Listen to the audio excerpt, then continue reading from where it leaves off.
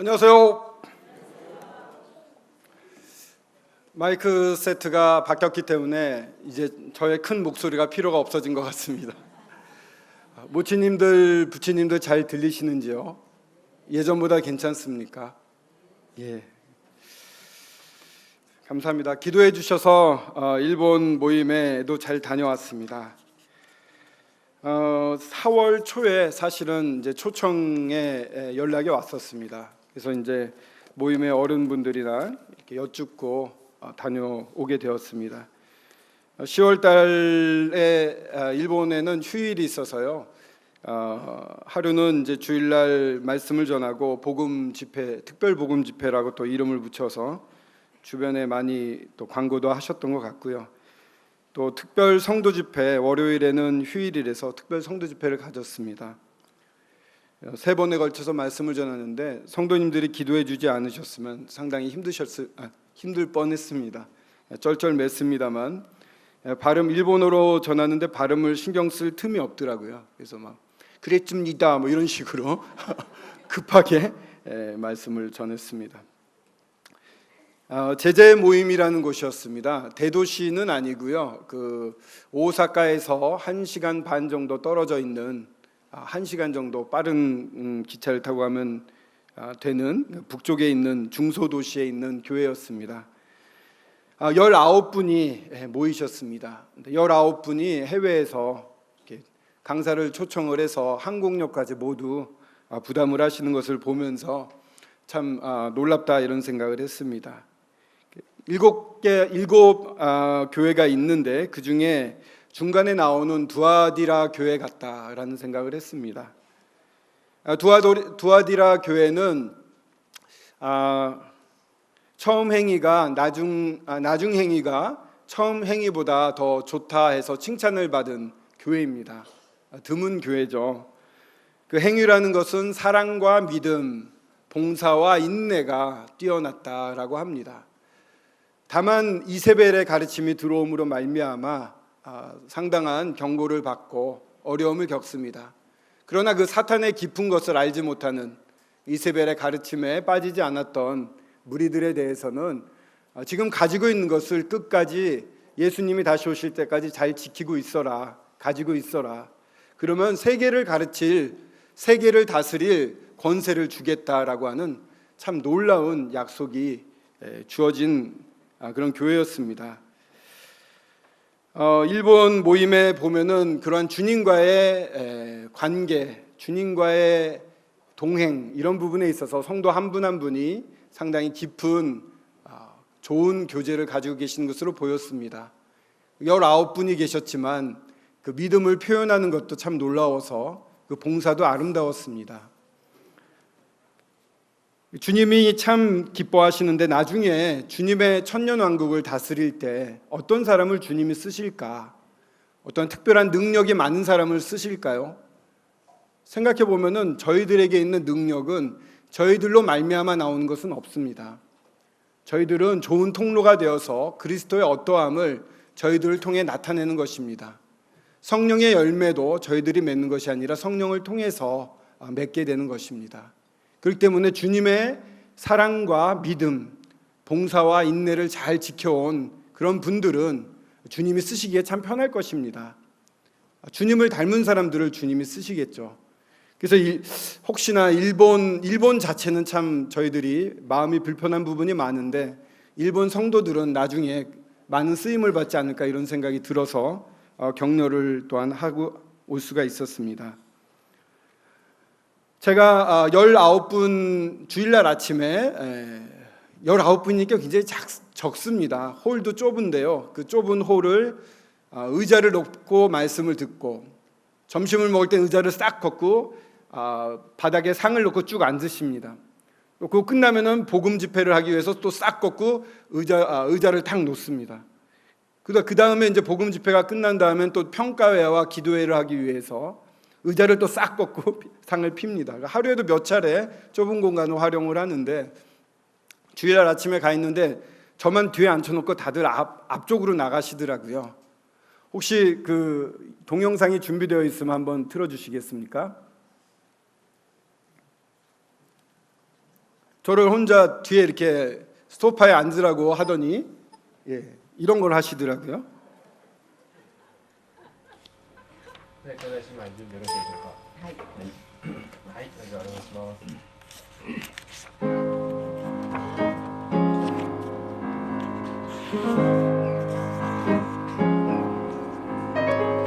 愛の光輝き暗闇を照らし出す我が主イエスよの光自由を与える力命の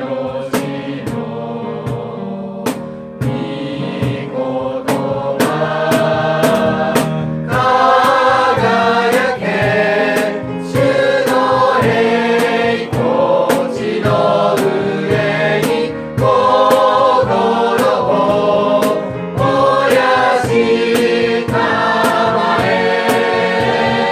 あふれよ主の恵み憐れみこの地を生かしたまえ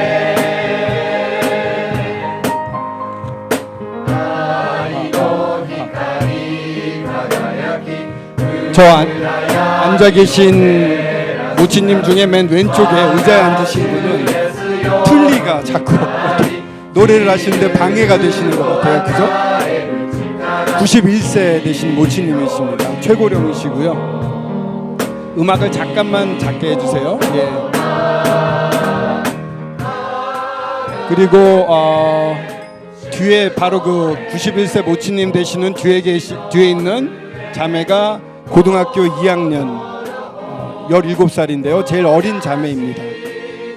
그리고 이제 20대는 없고요. 30대 부부 중에 형제님이 맨 오른쪽에서 젬베인가요? 저거를 치고 있는 형제님이시고요. 30대 부부가 두 쌍이 있고 그다음에 50대 부부 저 가운데 마이크 오른쪽에 있는 뒤에 계신 분 약간 여성모 형제님 같이 보이시는데 그 형제님 대단히 미남이신데요. 그 형제님 50대십니다. 그리고 70대 두 부부, 60대 한 부부 이렇게 해서 형제님이 6분입니다. 환영을 축하합니다. 그래서 제가 넙죽 절하고 있습니다.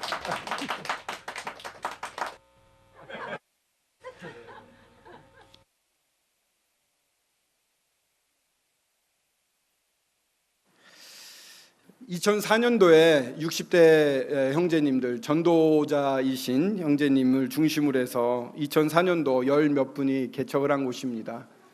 굉장히 큰 교회, 그래도 일본에서는 한 100명 정도 모이는 데서 그쪽 지역에 복음 집회를 전하다가 구원받는 이제 가정 집회를 하는데, 우리도 구역 집회를 하지 않습니까? 가정 집회를 한 지역에서 계속 했는데 구원받는 분들이 생겼습니다.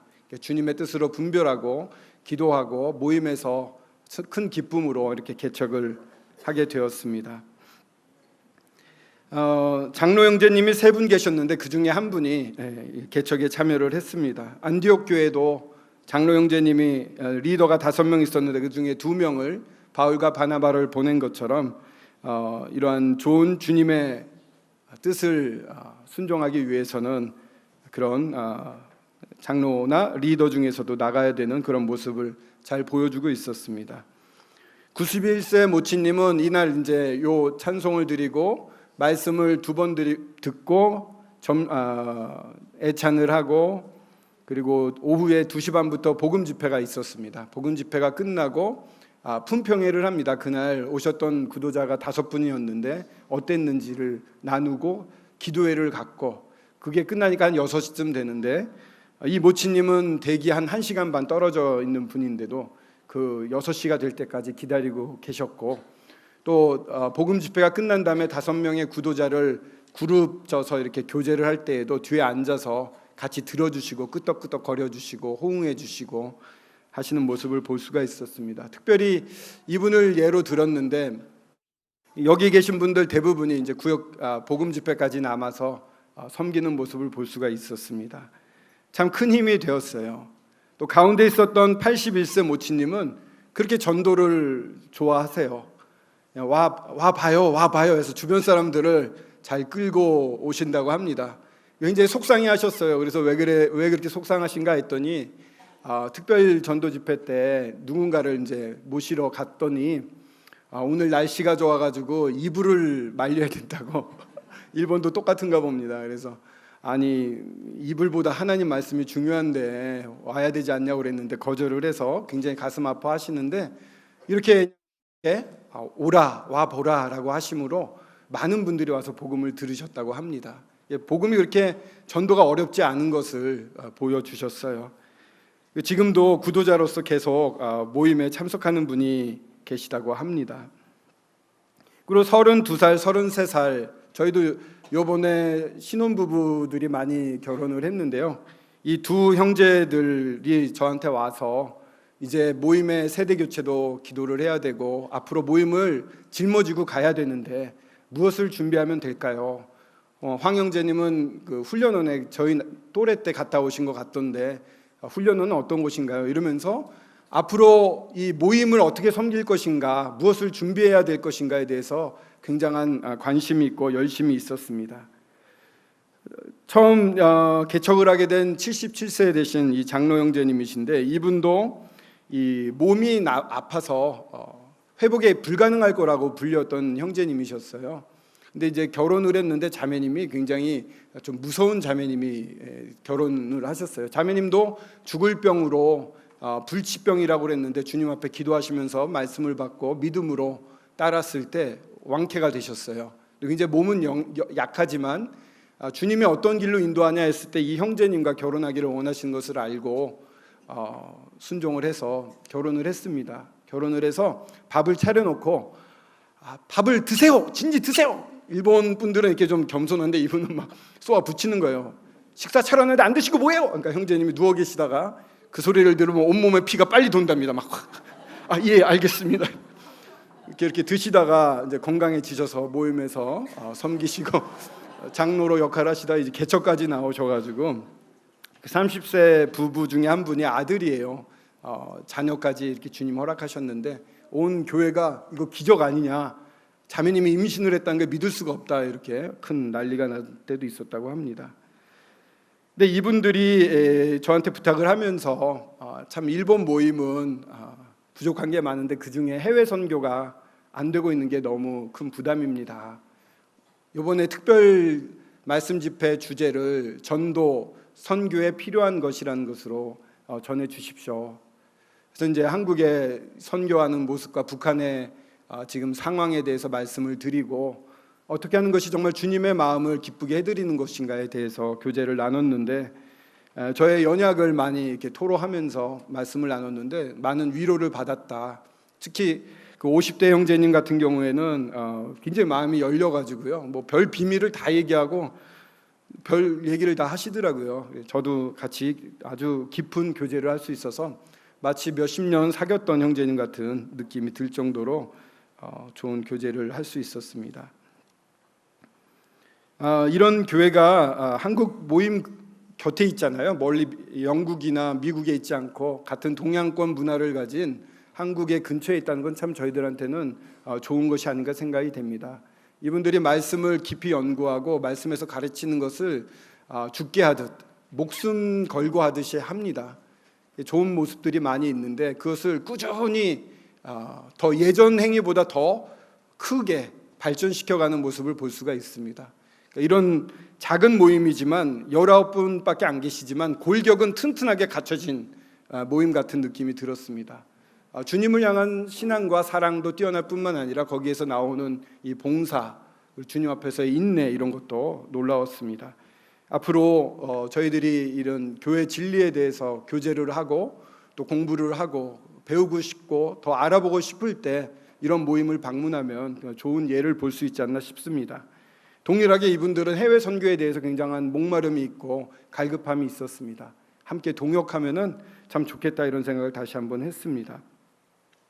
저희도 신혼부부들이 모여서 몇 개 가정이 토요일마다 모여서 이렇게 성경 공부를 하고 있습니다. 자발적으로 이렇게 하더라고요. 참 귀한 그런 형제님들인데, 자매님들인데, 모이면 공부하겠죠? 놀진 않겠죠. 들어보니까 굉장히 열심히 공부도 하고 모임의 앞날도 기도도 하고 한답니다. 이러한 일본의 30대 형제들과 우리의 이 30대 형제들의 교제도 앞으로 활발해지면 서로에게 큰 자극이 되고 주님 앞에서 큰 도전이 되겠다 싶었습니다. 그 본이 참 중요한 것 같습니다. 저희도 훌륭한 어른분들이 계십니다. 형제님들이 계셔서 배울 것이 많은데, 이 스즈키 형제님이란 분은 몸이 그렇게 약한데요, 그 자매님이 늘 옆에서 당신은 내가 필요해, 막 이런 얘기를 그냥 자꾸 하신대요. 다 아는데 자꾸 해서 불편하다고 그러시더라고요. 그럼에도 아침에 일어나면 제일 먼저 하는 게 이 아내를 주셔서 감사합니다 기도를 하시고, 두 번째로 나를 거듭나게 해주셔서 주님 안에서 살 수 있게 해주셔서 감사합니다 하고, 세 번째는 이 제재 모임이라고 하는 참 사랑스러운 형제 자매들과 함께 주님을 섬겨갈 수 있어서 감사합니다, 이 기도를 매일 아침마다 하신대요. 그래서 그런지 굉장히 부드럽고 온유하셨는데, 이분이 예전에 복음을 전할 때 본 적이 있는데 대단히 다혈질적인 분이십니다. 그냥 용암 같은 분이세요. 막 분출되는. 근데 참 재밌는 게요, 이 형제님은 이제 캠프 같은 데 가면은 같이 그 방에서 안 자려고 한답니다. 왜냐하면 잠꼬대를 심하게 하신대요. 잠꼬대 어떤 거라냐면 찬송가를 부르신대요. 그것도 1절부터 4절까지 부르신대요. 그 다음에 기도를 하고, 자 지금부터 복음을 나누겠습니다. 복음을 막, 그래서 복음을 끝내고 감사합니다 아멘 하고 다시 이제 조용해지신대요. 하여튼 그렇게 이 말씀 어디에 뭐가 있죠? 이렇게 물어보면은 그게 요한복음 12장 3절이야 이렇게 말할 수 있을 정도로 젊었을 때부터 성경을, 몸도 아파서 할 일이 없었다고는 하시는데 성경을 너무 많이라는 게 있을까요? 그래서 어디에 뭐가 있는지를 다 이렇게 꿰고 계시더라고요. 거기다가 전도하는 게 삶이 되어 있어서 뭐 우리 이수원 형제님처럼 뭐 주유소 가도 전도지 주시고, 또 뭐 식당 가도 전도지 주시고, 일본 사람들 되게 싫어하는데도 그런 거 개의치 않고 꾸준히 전도를 하시고, 기회만 있으면 또 복음을 전하시는 그런 좋은 본이 있어서 그런지 성도들이 그와 같은 모습들을 또한 보이고 있는 걸 보게 되었습니다. 제가 또 오면서 제일 반성했던 것 중에 하나는 저는 참 이렇게 죽게 하듯 하고 있는가, 정말 나는 죽게 하듯 하고 있는가. 이 성도님들은 참 주님께 하듯이 하고 있었어요. 뭐 식사 대접도 그렇고요, 이제 어느 형제님 댁에 와서 식사를 했는데 가정에서 초청을 하기를 싫어하는데도 불구하고 아주 준비를 열심히 하셔서, 이런 말씀 드리면 실족하실지 모르지만 최고급 일본 와규로 만든 스키야키를 배가 터지도록 먹었는데요. 저 혼자 먹어서 죄송합니다. 고기를 막 넣고 한참 끓여도 딱딱해지지 않는 그런 소고기가 있더라고요. 너무 물어봤더니 최고급 소고기라고 했는데 그것을요 이만큼 쏘아놨어요, 고기를. 그분들은 입이 짧으시거든요. 다 저어 먹으라고. 제가 이렇게 많이 먹는 걸 어떻게 하셨는지. 근데 저도 그거 한 반밖에 못 먹었어요. 열심히 먹었는데 주님께 하듯이 최선을 다해서 짜낼 거 다 짜내서 하는 것처럼 하는 모습을 보았습니다. 예배당에서도 준비할 때 다들 움직여요. 그리고 형제님들이 19분 중에 6분밖에 안 계시니까 당연히 6분 모두가 예배에 참석을 했습니다. 약간 길 듯한 느낌이었지만 참 안정되고 주님을 기뻐하는 그러한 흥분됨을 느낄 수가 있었습니다.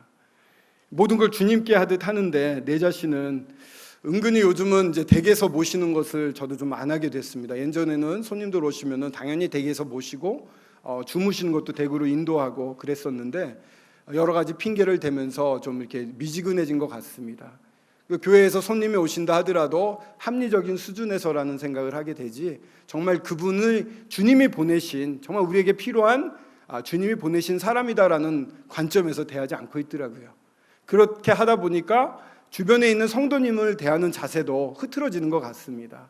정말 주님이 사랑하시는 이 성도냐, 정말 이 한 분이 지금 나에게 있어서는 최선을 다할 대상이냐, 딴 생각하고 다른 일 생각하고 네네네 건성건성 그냥 인사하고, 악수하는데 눈은 딴 데가 있고 악수하는데 힘은 빠져 있고, 그렇게 제가 했으면 죄송합니다.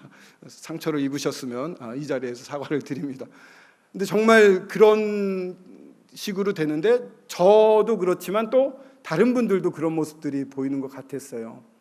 한국 사회는 시민 사회가 발전되지 못한 사회라고 합니다. 시민 사회라고 하는 것은 양보와 합의가 바탕이 돼야 됩니다. 남과 어떠한 경쟁이 있을 때 충분히 양보할 수 있고 또 하나 뜻을 서로 조율해서 하나로 뭉치고 그것을 잘 지켜갈 수 있는 사회. 선진국들은 대부분 시민사회를 이루었습니다. 가까운 일본도 명치 유신을 통해서 나라가 개조되면서 그러한 시민사회가 이루어져 있는데 이 식민지를 겪었던 나라 중에 제일 발전했다고 하는 한국, 유일하게 미국이 자랑할 수 있는 100개의 원조를 했는데 그중에 유일하게 자유주의, 민주주의와 시장 경제주의가 성공한 나라는 한국밖에 없어요. 근데 우리 사회는 참 자랑스러울 만한 게 있는데 다만 이 시민사회가 형성이 되어 있지 않습니다. 그러니까 양보를 한다거나 누군가 의견을 조율을 한다거나 그것을 잘 지켜가는 게 사실은 저희들은 체득되어 있지는 않습니다. 외국에서는 이제 미국이나 이런 나라들은 그런 것들이 잘 되죠. 근데 그런 것들이 문제가 되는 것은 뭐냐면은 과도한 경쟁을 낳게 되고 어떠한 취할 수 있는 게 이것밖에 없으면은 사람을 어떠한 수가 있어도 배제시키려고 합니다. 그러니까 지금 우리나라 사회가 안고 있는 여러 가지 사회 문제는 이런 데 기반을 두고 있다고 볼 수가 있습니다.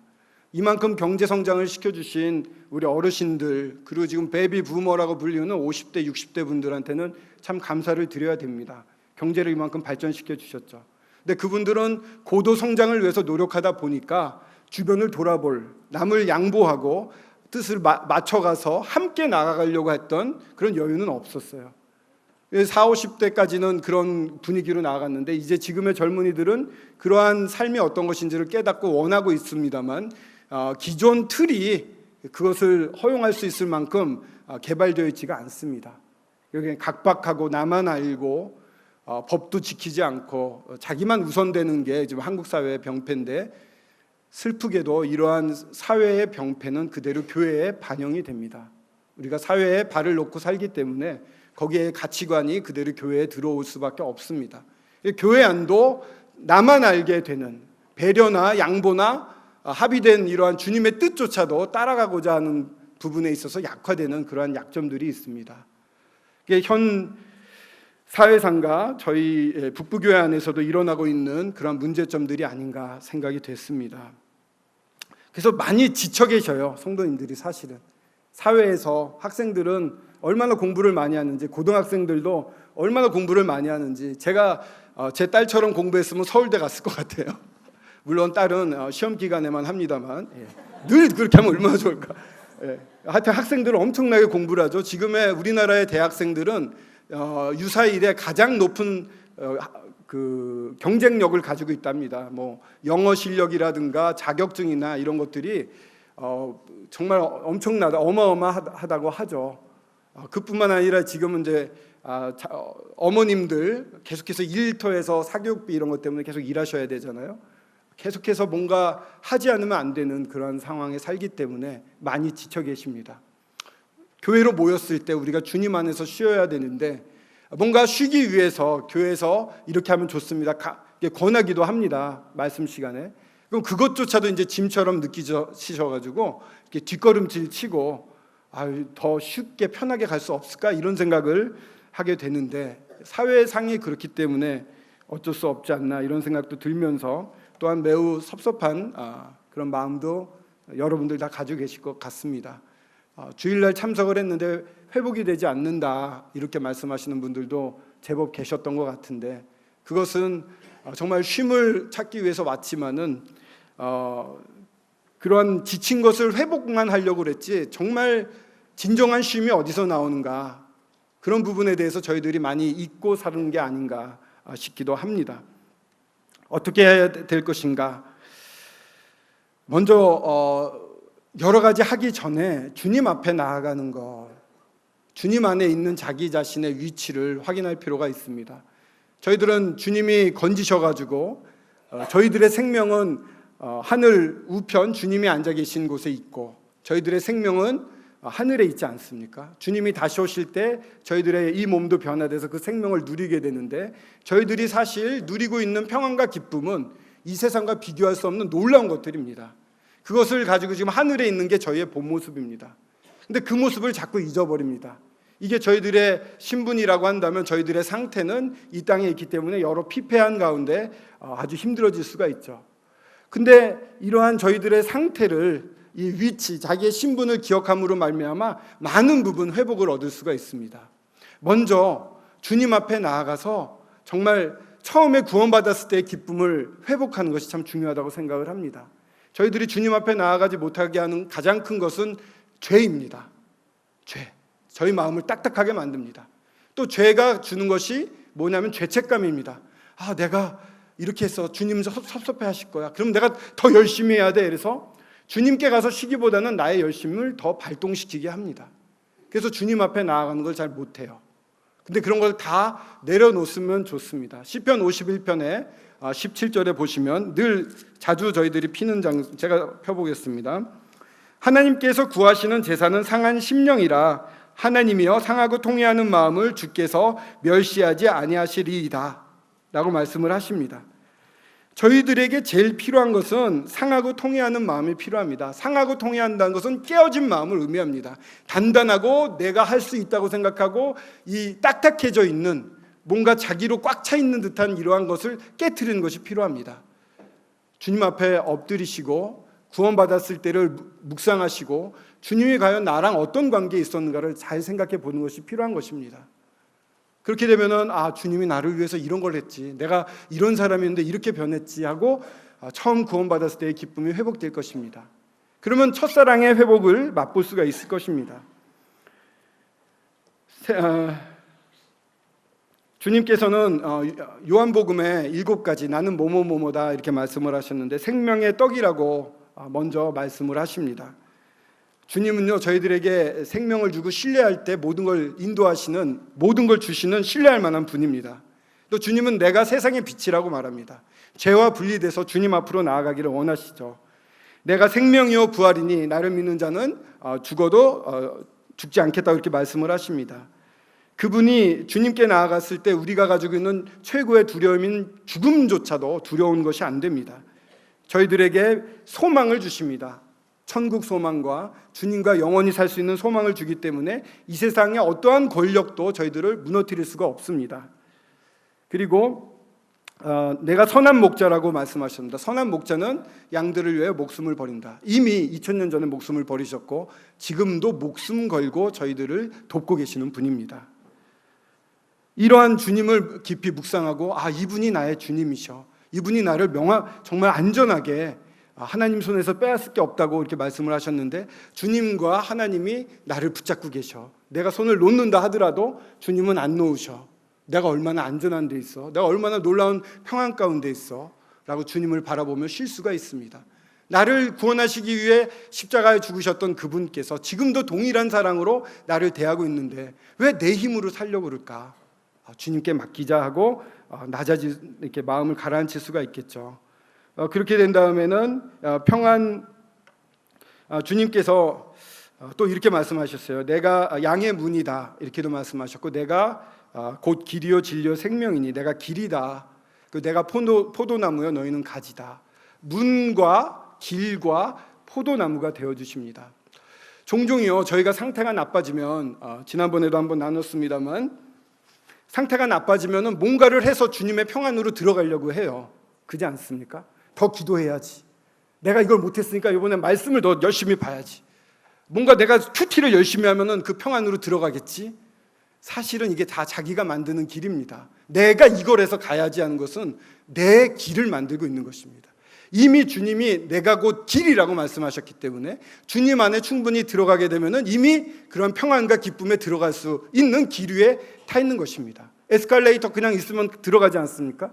주님은 저희들을 평안 가운데로 인도하시는 이미 길이십니다. 그러니까 죄책감 때문에 내가 뭔가를 더 하려고 노력하지 않으셔도 됩니다. 아까 말씀드린 대로 주님이 나한테 베푸신 은혜를 맛보는 것입니다. 맛보아 알지어다. 그분이 나한테 어떻게 됐나, 나의 이 구원받기 전의 죄악과 구원받은 이후에 나를 어떻게 인도하셨는가, 이걸 깊게 깊게 묵상함으로 이미 주님이 마련해 놓으신 평안과 기쁨 안에 들어갈 수 있는 것입니다. 은혜 가운데 들어갈 수 있습니다. 왜냐? 주님은 나는 문이요라고 말했습니다. 이미 우리는 문 안에 들어가 있는 존재로 주님이 말씀하고 계십니다. 이미 문 안에 들어와 있는데 왜 다시 문으로 또 들어오려고 그러니? 왜 문을 만들어서, 길을 만들어서 들어오려고 하니? 넌 이미 내 안에 들어왔잖아 라고 말씀을 해주십니다.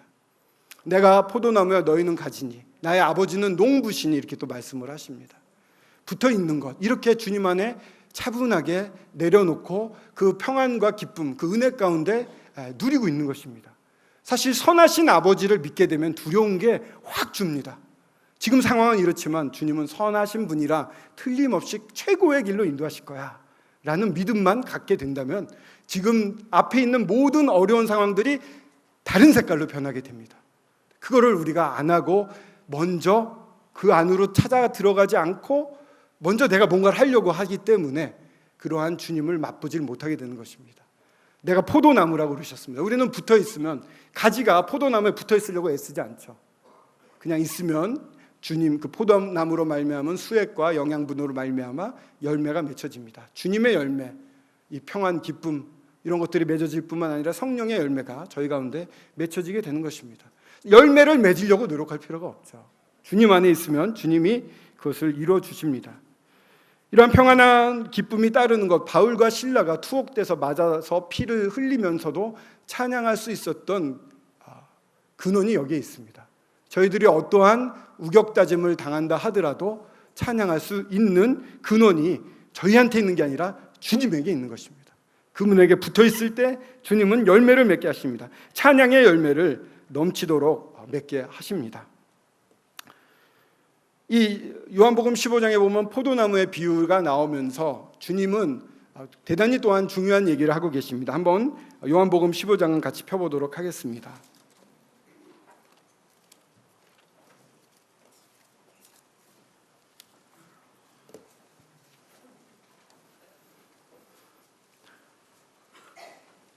요한복음 15장 5절에는 나는 포도나무여 너희는 가지라 이렇게 말씀을 하셨죠.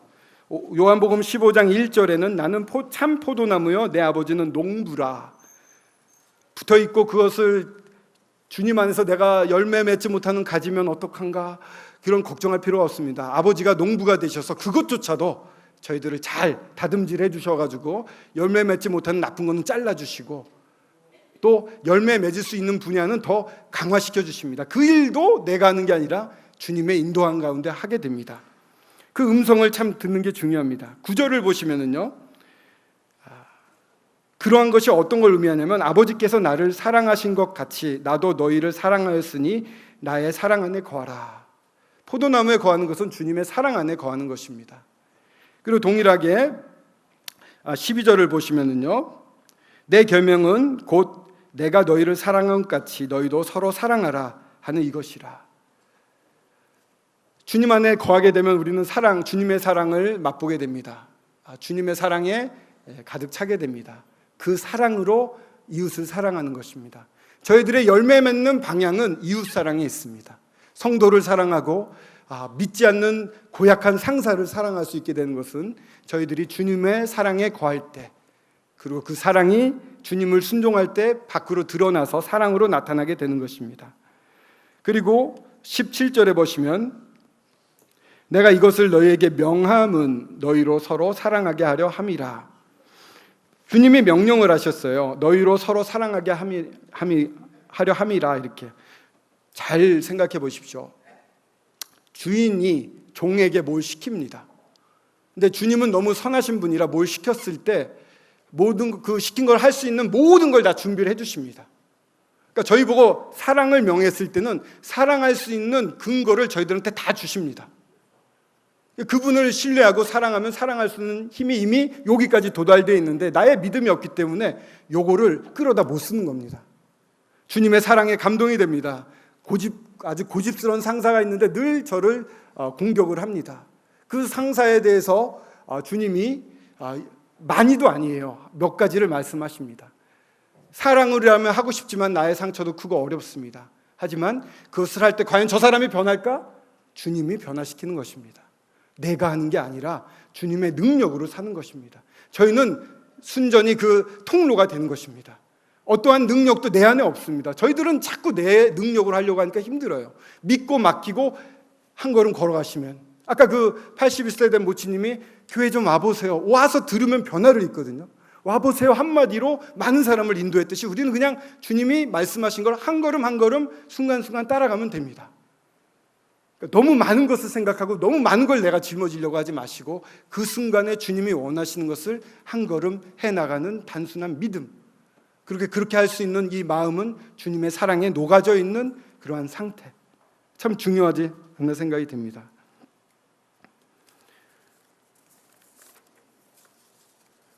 요한복음 17장 18절을 한번 봐주시기 바랍니다. 17장 18절입니다.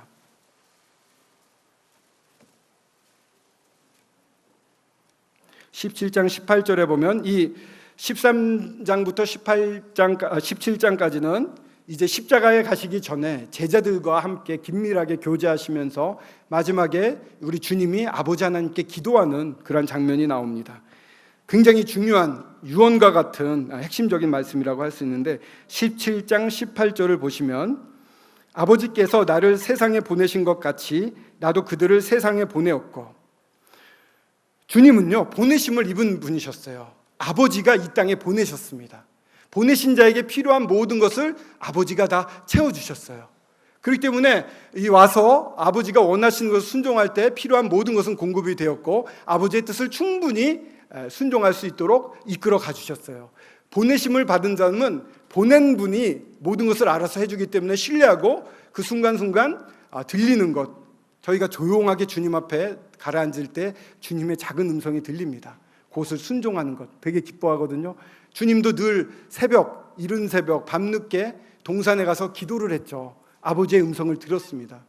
이 요한복음을 보시면 많은 부분에 나는 아버지가 보여주신 대로 행하고 아버지가 말씀해 주신 대로 말한다, 이런 표현이 많이 나왔어요. 주님은 자기 스스로 하신 분이 아니라 아버지가 하신 걸 그대로 순종했던 분이거든요. 저희도 그런 모든 게 열려져 있어요. 주님의 사랑 가운데 가라앉고 정말 차분해지고 그 기쁨 가운데 있을 때 주님이 은밀히 하신 걸 듣거든요. 많은 걸 요구하지 않으세요. 한 가지, 한 걸음 더, 그럼 그거 순종하면 그 다음 길을 보여주시고 계속 보여주세요. 보내심을 입은 자는 보낸 사람의 전폭적인 지원을 받고 있는 것입니다. 주님이 그와 같이 지원을 받았듯이 뭐라고 그러십니까? 나도 그들을 세상에 보내었고, 제자들뿐만 아니라 믿는 우리는 다 주님이 이 세상에 보낸 사람들입니다. 그렇다면 보내심을 입은 우리는 주님이 모든 준비를 하고 보내셨기 때문에 그분을 신뢰하고 주님과 같은, 주님이 기뻐하시는 일을 충분히 할 수 있는 자들이라는 사실을 자각해야 됩니다.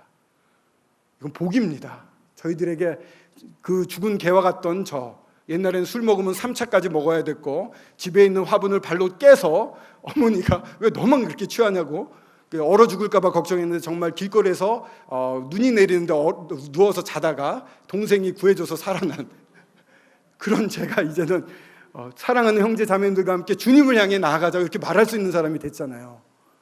이 과거랑 비교해 보면은 너무 달라진 사람이 됐어요. 저희들 주님이 얼마나 높여놨는지 몰라요. 그냥 높여놓은 게 아니라 그 아들이 희생을 당해서 죽음이란 것을 맛볼 이유가 없는 분이, 정말 모든 구약의 선지자들이 마치 죽을 직전까지 갔다. 욥도 그랬고 아브라함도 그랬고 턴하잖아요. 그 마음을 주님은 보시고 이런 마음이겠구나, 굉장히 주시하셨을 거예요. 근데 주님은 그것을 통과해서 죽음까지 들어가셨거든요. 그런 하나님이 겪지 않아도 될 놀라운 일을 사랑 때문에 겪으셨는데 얼마나 큰 가치가 저한테 담겨져 있는지요. 이렇게 저를 해놓고 이제는 내가 모든 걸 다 대해줄 테니까 나아가라, 내가 너를 보낸다. 보내심을 받은 자라는 거죠. 아버지 하나님이 이 땅에 예수 그리스도를 보내셨듯이 저희도 보내고 계시다는 것. 얼마나 기대하시고 얼마나 든든해하시고 또 얼마나 많은 것을 이루시기를 이렇게 이것도 믿음으로 취해갔으면 좋겠다 이러면서 기다리고 계시겠어요. 20장 21절을 한번 보겠습니다. 이렇게 제자들 앞에 말씀을 하셨습니다만 제자들이 충분히 이해를 못했을 수도 있습니다. 주님이 부활하신 모습을 보고 제자들은 큰 흥분을 했습니다. 흥분을 한 가운데 20장 21절입니다. 또 예수께서 또 이르시되 너희는 평강이 있을지어다. 아버지께서 나를 보내신 것 같이 나도 너희를 보내노라. 직접 또 말씀을 하셨습니다. 죄송합니다.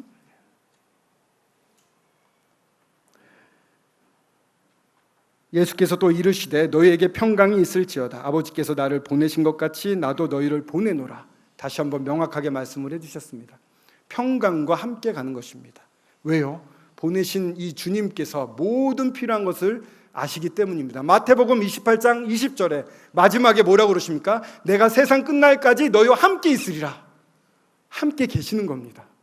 그렇기 때문에 보내시는 겁니다. 주님의 보고에서 모든 능력이 쏟아지듯 저희들에게 부어지고 있습니다. 저희들이 할 것은 내가 그런 사람이었구나. 나의 신분이 정말 놀라웠는데 그 가운데 거할 때 나의 상태도 또한 주님이 원하는 이 평강 가운데 있게 됩니다. 주님의 사랑으로 넘칩니다. 주님 말씀하십시오. 제가 순종하고 싶습니다. 말씀해 주십니다. 순종합니다. 놀라운 일이 눈앞에 이루어지는데 내 힘으로 이루어지는 것이 아니라 살아계신 주님이 드러나면서 그 일이 이루어져 갑니다. 이것이 그리스도인들에게 주어진 삶입니다.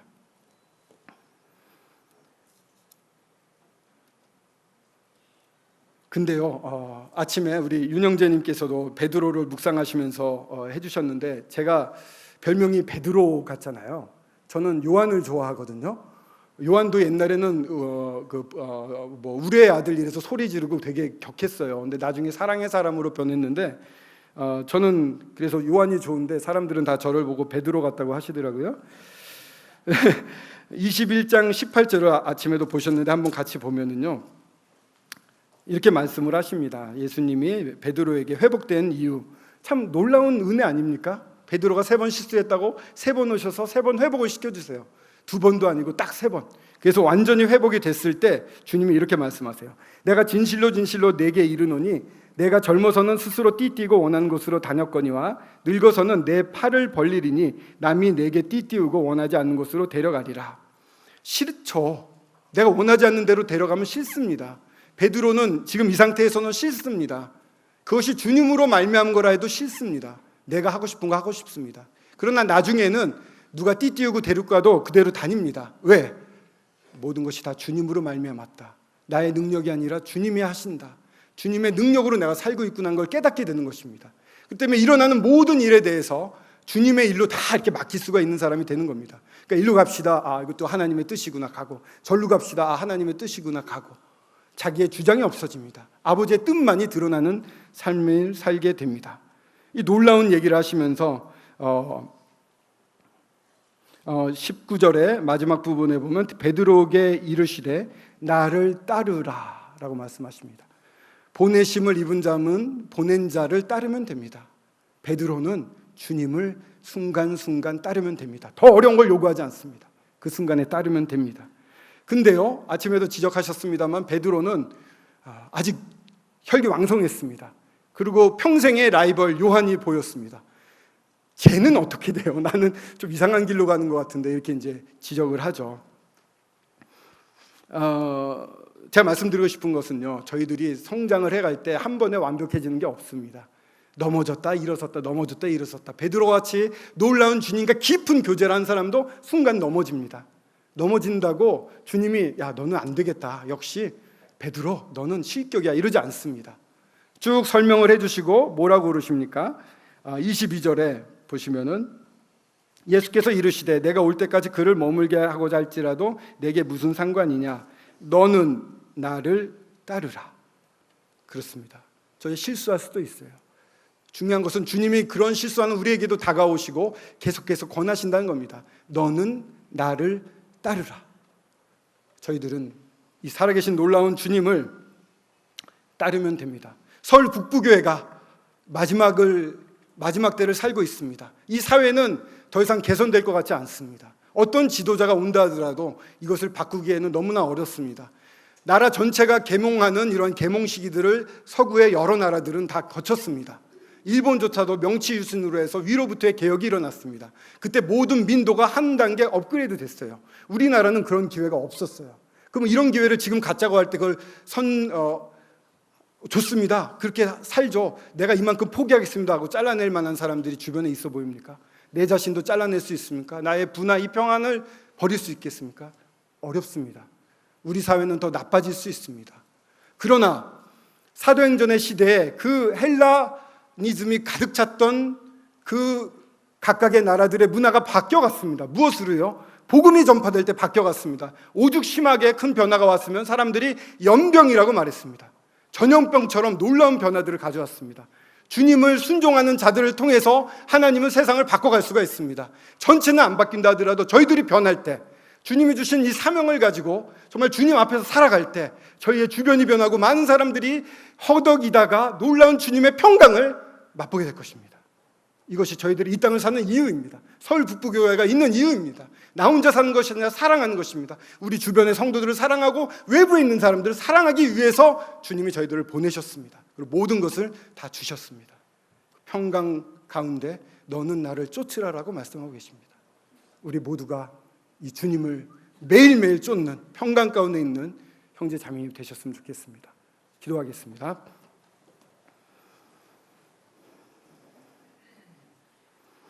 아버지 하나님, 마지막 때 주님으로부터 보내심을 받은 서울 북부교회, 이곳의 교회인 한 명 한 명의 형제 자매님, 주님을 따르도록 하시며 영광을 주님께 돌리도록 하여 주시옵소서.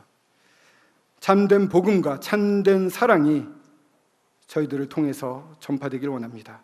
주님 보내셨사오니 능력으로 인도하시옵소서. 저희들은 오로지 따라가겠습니다. 감사드립니다. 주 예수 그리스도의 이름으로 기도드렸습니다. 아멘.